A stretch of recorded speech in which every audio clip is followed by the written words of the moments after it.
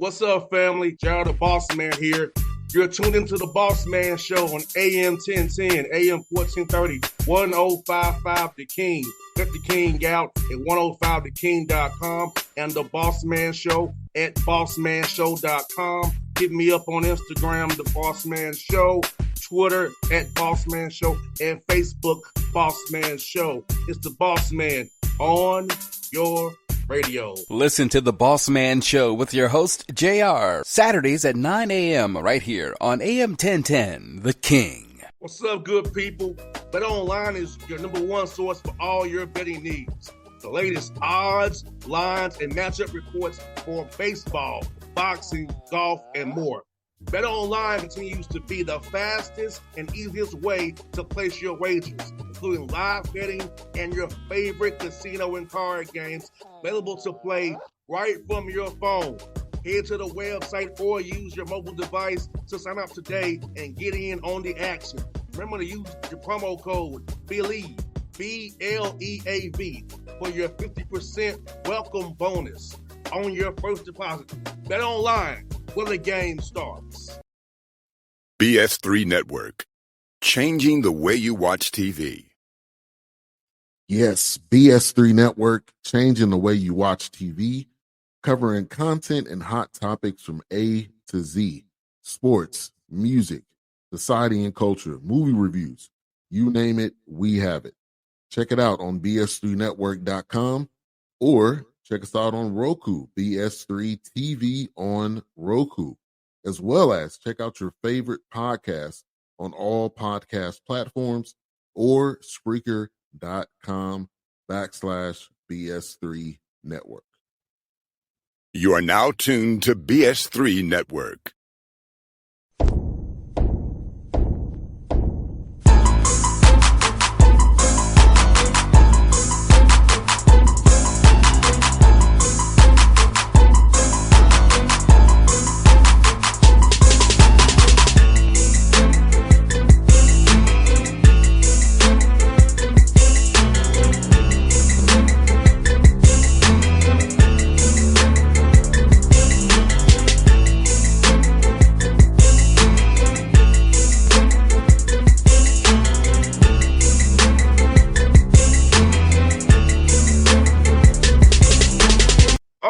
Back on the Bossman Show. See a friend of the show, my buddy Matt Figger, UTRGV, the Vaqueros out there, the whack. My man's got the beard go. I love it. Big, how you doing, brother? I'm good, bro. I'm good, man. Just another day waiting, trying to get 1% better. Man, I can't believe it's your third year, man. Like, and just tell me how's it grown up out there? I know you all getting football now, and the school is really on the rise. I mean, tell me what's going on in your world down there. How's it growing down there, man? It's growing quick, man. Our university is taking on a lot of facility renovations and projects. Remodeling our arena. New practice facility. There's just a lot of great things going on. Like I said, football starting in 2 years. It's an area of growth. It's what I bought into when I came down here, and my biggest thing is just always knowing that my vision and administration's vision are always one and the same. I think when there's a lot of good coaches, and to become a head coach, you have to exceed or excel in your position as an assistant coach, and you get those opportunities, and you get them for a reason. It's not because you're dumb, and I really do think that winning and losing is such a fine line, and the one thing you can't have with your administration, and now in this day of world with the transfer portal and NIL, you can't have civil war in your athletic department. And so when you have everybody on the same page working for the same goal, it makes my job easier. It's not an easy job, but it makes it easier. So I feel like I have that here, and every day we're trying to get get 1% better. That's what I try to tell my guys every day. You got to be 1% better. 100%, Fig. You're right about that, because if you're not getting better, man, you're just being stagnant. You're getting worse. And Yeah, you want that's to it. always try to find that way to get better, whether it be on the court, off the court as a man, because you're not both. The basketball is very important, but being a good person is even more important. You and I both know that in our world today, it's chaos. And being a good person should still shine through all the chaos. Yeah, couldn't have said it better, man. You just want to be. Every day, I try to become a better person. I try to instill my players to be better people. And I the one thing I do try to instill in my guys is be a worker. Because in this day and age, you if you work, good things will happen for you. I've been on this show a bunch. You and I've talked off topic about a lot of things, and we get off basketball sometimes. And the way way our society is today, the workers are the ones that are the ones that are reaping the benefits of success. And I try to teach my guys, man, be a man, learn how to work, learn how to be a provider, learn how to be a giver, and great things will happen to you in your life. Man, Fig, you're so right about that, man. I feel like, having you as a coach helps those young men see that, who you are. For Frank Martin, the same exact way. And, I can talk to Coach Martin at Lake Point this year for about 30 minutes right there on the court, man. He inspired me like crazy that he can say, I saw what you've done, JR, from grassroots to now, and I'm proud of you and the hard work you put in. And I count what you say, like working hard every day, man, having a job in the NBA, doing this show, doing consulting on the side, but it's all a passion for me because I want to help people, Fig. I want to be a leader, a servant leader for people. I have a platform. I've been blessed to use what I have to help others, leverage it to help others. That's what I want to do. Now, and your city's one of the hot spots that gets all the national attention, man. You're in a hot spot of the United States right now that gets a lot of attention. So being able to be a guy that's trying to help people always is a big thing, especially in your town. And I don't say that in a negative or positive way. I just say that Atlanta is a area that's always on the news, good, bad, or indifferent. Yes, you got that right. Good, bad, or indifferent, man. You got that right. Fig, and it's something I want you. I know you just made you very happy. The Church Guys was number one community service. I know that's very important to you. Talk about so that in your guys to serve others and help others as well, and being number one in all of the NCAA for community service hours. Well, that's something I'm very big on is when you learning how to be a man is learning how to be a giver. And we don't do community service for publicity. I don't. Jonah's on the call with us right now, and I don't try to draw attention to look at us, we're out doing public service. No, I don't. I think it instills just learning how to be a man. And my thing is to win in the game of basketball, the game of life, you got to win everything the day that you're trying to do. And so we went out last year and we might not have been the best in all areas on the court or whatever, but there's one area that you cannot say that we weren't the best in all men's sports. And that's doing community service hours, giving back to our community. And so we set the bar pretty high, and we got to continue to do those things. You got to win every area. And that way winning takes care on the court.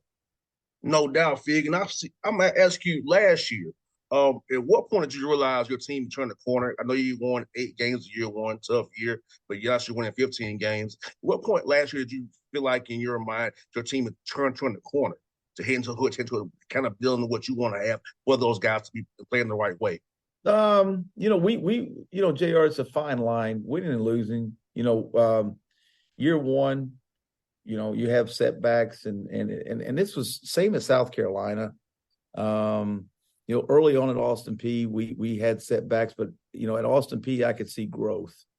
And year one, we got growth pretty fast. We went from a 7-win team prior to my arrival to a 19-win team.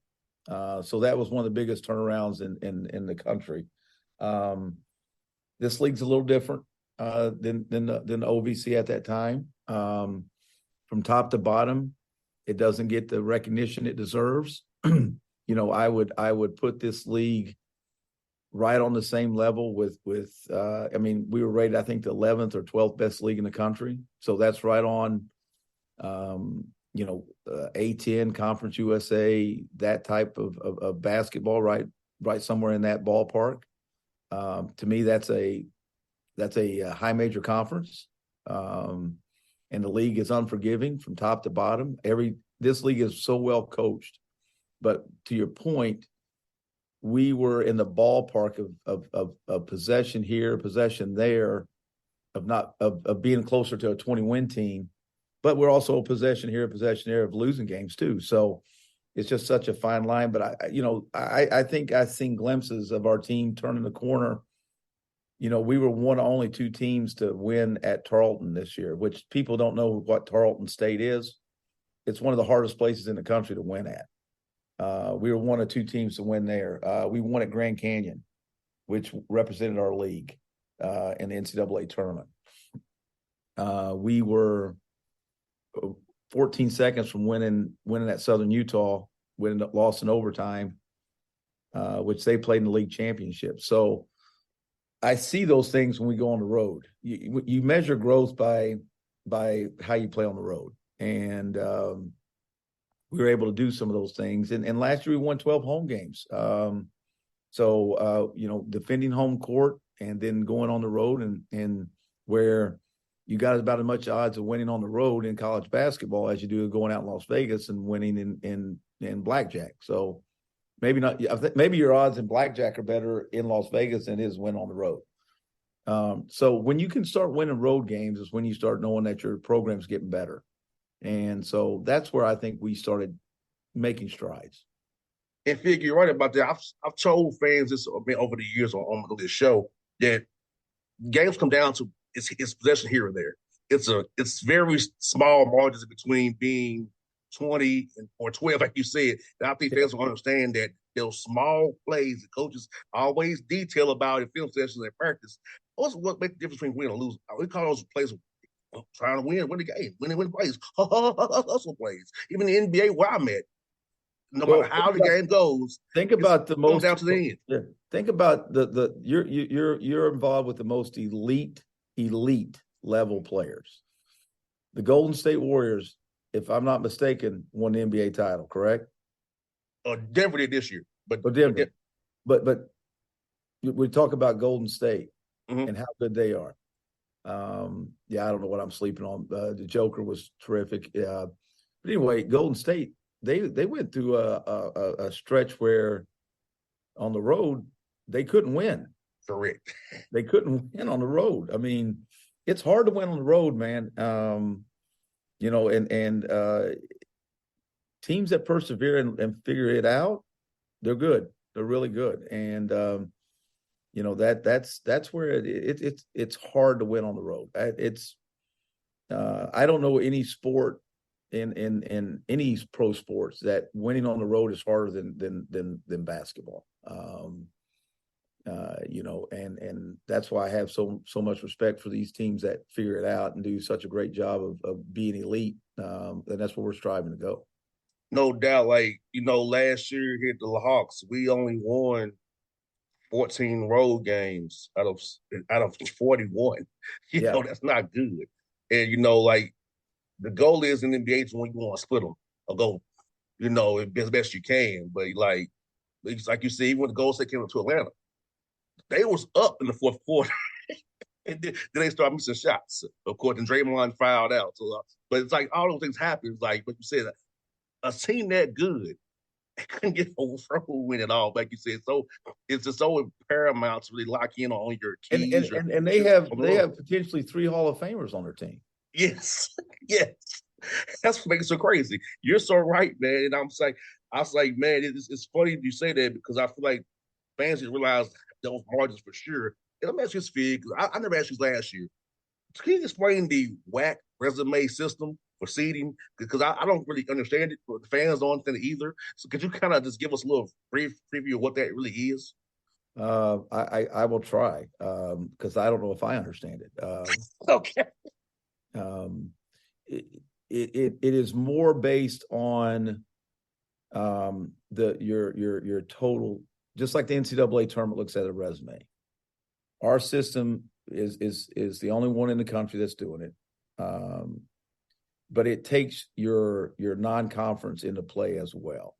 And so, obviously, this year we're at 11 teams, so we're going to have a balanced schedule. So we're going to have a true champion.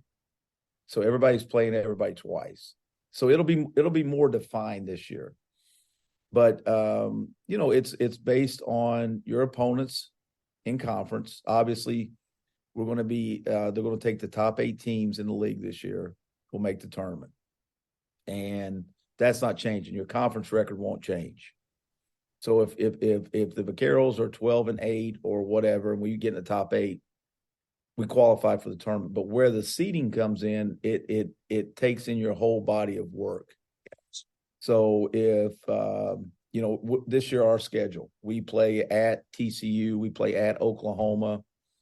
If we somehow were to win one or two of those games, we will get more points for winning a game like that on the road. We play Hawaii on a neutral. If we win, we get more points for playing Hawaii away from home and winning that game. But just like if we play Corpus Christi at home and lose, we lose points for that.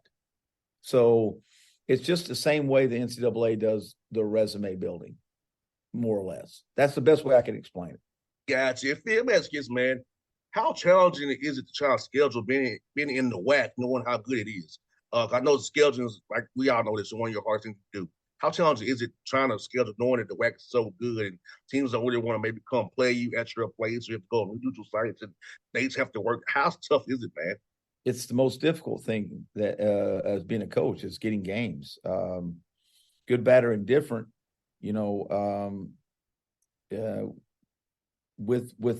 it, scheduling is the hardest thing.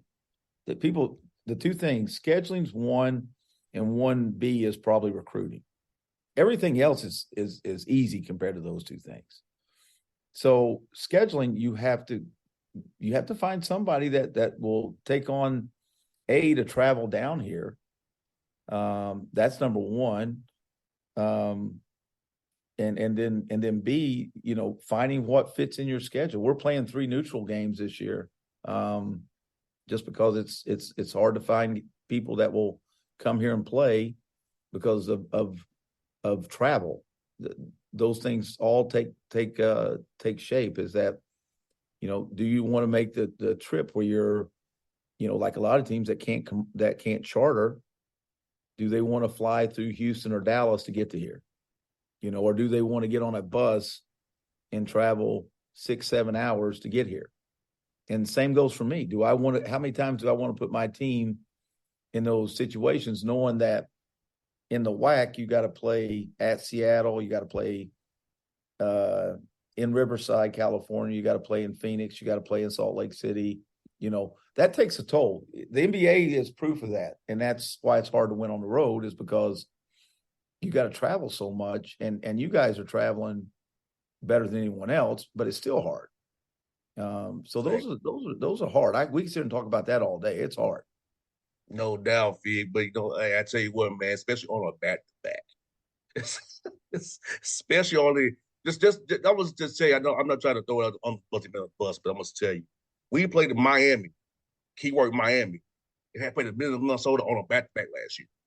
That's crazy. I mean, you're playing Miami on a 7:00 on a Monday or Tuesday, and then you got to play in Minneapolis on a 7:00 the next night. That's, when I was younger, I used to hang out with some NBA guys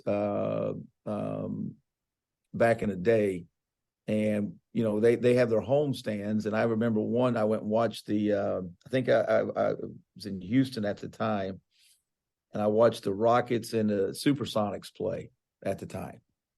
And Denver was coming to town the next night. So Denver was someplace, and then they're coming to town.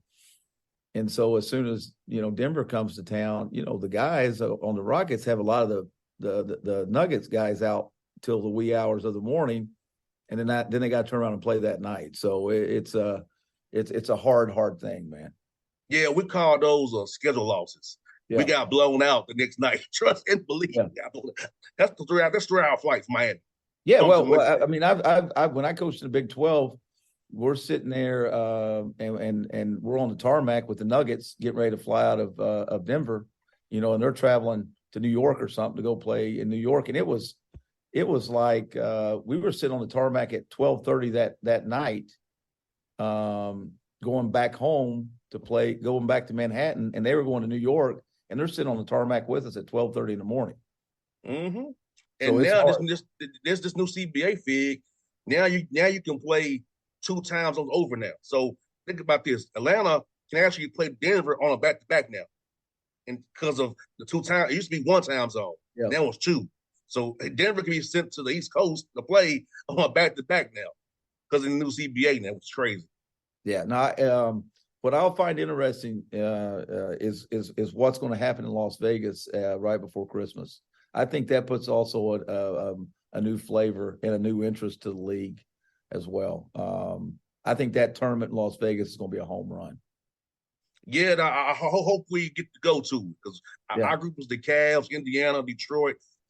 We should win some of those games, maybe make quarters. Hopefully, I'm praying it's going to go to Vegas again. And plus, we'll have 2 teams. We'll have a team there real soon. After this TV deal's done, we'll have Vegas. Vegas will be coming in as a team really soon with Seattle. So that's coming down the pipe too, Fig. Let me ask you, Fig. For your guys this summer, getting them on the court, what's some guys you really want to highlight who got better this summer for you guys? Who you expect to have a big year for you this year? Well, Bossman, this is we actually have returning players, so we have 7 returners. Unfortunately, we lost our 7-foot kid to an Achilles injury early in August, which was a shame because he was having a great summer. A kid named John Chanu, 7-foot kid. You know how those bigs develop. Mm-hmm. But I think every returner is taking a step. I expect Aaron Freeman and Dalen Williams, who are 2 returning starters, to take the next step for us. A local kid from Atlanta that's on our team, C.J. Jackson. He's got abilities. He's a good utility player that I think he should take a step. We have a 7-foot kid, Alex Harouk, who I didn't play a lot last year, but again, 7-footers take time to develop. But I also think, with that being said, I think we're able to continue to, when your program's building, you continue to upgrade recruiting. And so I think the kids we got coming in are going to keep pushing the needle. So the one thing I think we have better than any other year is we've got speed and depth. So that makes competition better.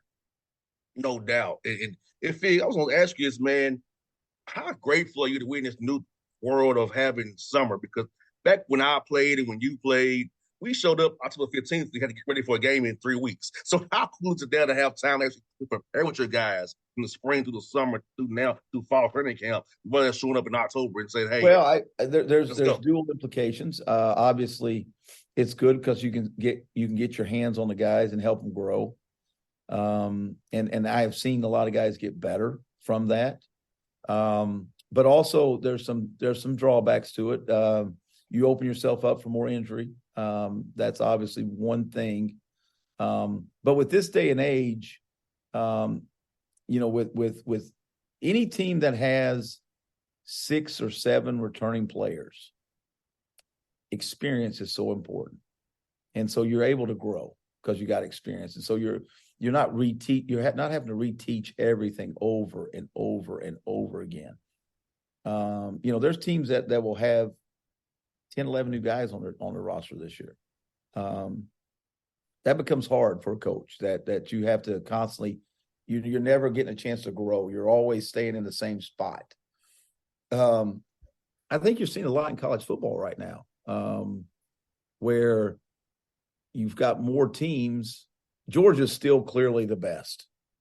But I think the gaps between teams are now shrinking.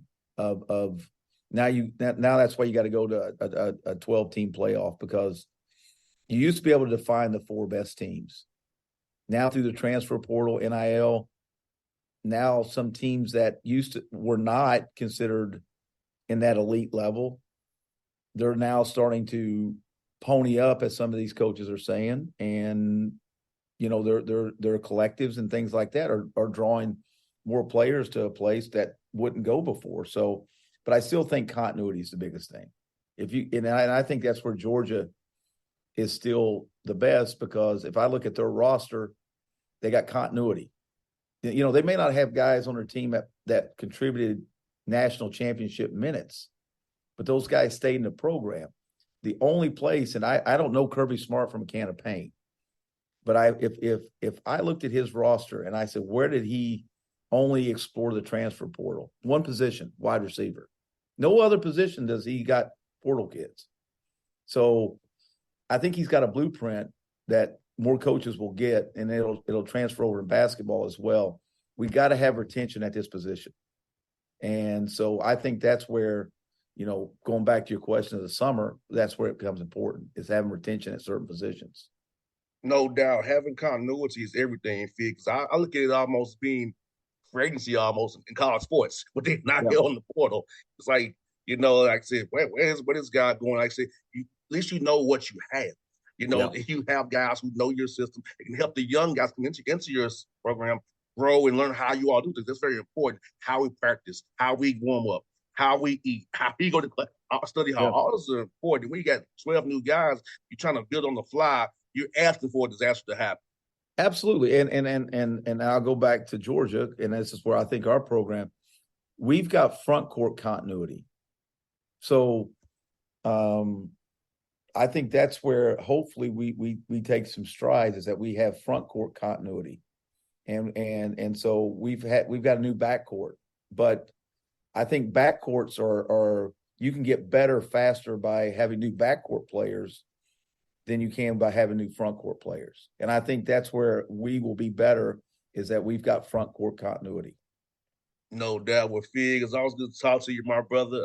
I'm cheering for you as always, man. I can tell I do miss you, man. I wish you were closer, but it's all good, man. And before you go, man, can you show me off there about taking your son to Vegas Summer League and about how fun it is for guys with the show? Can you share that with the listeners here before we close up, Fig, if you don't mind? Yeah, no. If there is a parent out there that watches this or listens to a father, one of the best father-son bonding deals is the Las Vegas Summer League. I took my son there this year. We spent 4 days in between, when he was playing AAU basketball, but we spent 4 days just sitting in the gym and literally watched, where can you watch every NBA team play at? And I was there for I think it was the Trailblazers and the Rockets game that was phenomenal, where Jabari Smith hit that shot, and then obviously the Wembanyama phenomenon, that was insane. I mean, your people are paying to just those days that San Antonio were paying. You can buy a ticket for $40 and sit general admission anywhere you want in the arena.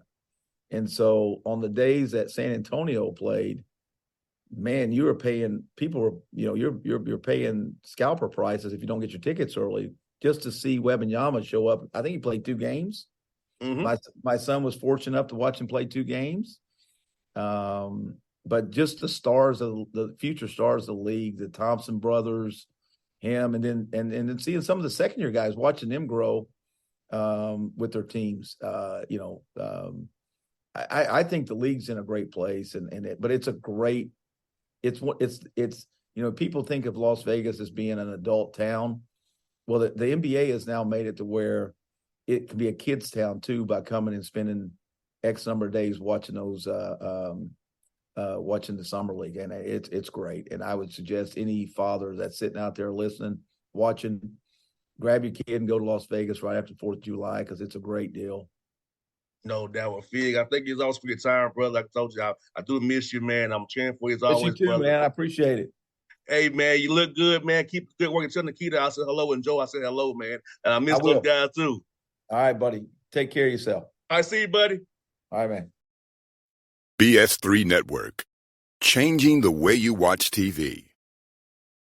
Yes, BS3 Network, changing the way you watch TV, covering content and hot topics from A to Z. Sports, music, society and culture, movie reviews. You name it, we have it. Check it out on bs3network.com or check us out on Roku, BS3 TV on Roku, as well as check out your favorite podcast on all podcast platforms or Spreaker.com/BS3 Network. You are now tuned to BS3 Network. What's up, good people? BetOnline is your number one source for all your betting needs. The latest odds, lines, and matchup reports for baseball, boxing, golf, and more. BetOnline continues to be the fastest and easiest way to place your wagers, including live betting and your favorite casino and card games available to play right from your phone. Head to the website or use your mobile device to sign up today and get in on the action. Remember to use your promo code BELIEVE, BLEAV, for your 50% welcome bonus on your first deposit. Bet online where the game starts. What's up, family? Jared the Bossman here. You're tuned into the Bossman Show on AM 1010, AM 1430, 1055 The King. Let the King out at 105theking.com and the Bossman Show at bossmanshow.com. Hit me up on Instagram, The Bossman Show, Twitter at Bossman Show, and Facebook, Bossman Show. It's the Bossman on your radio. Listen to The Bossman Show with your host, JR, Saturdays at 9 a.m. right here on AM 1010, The King.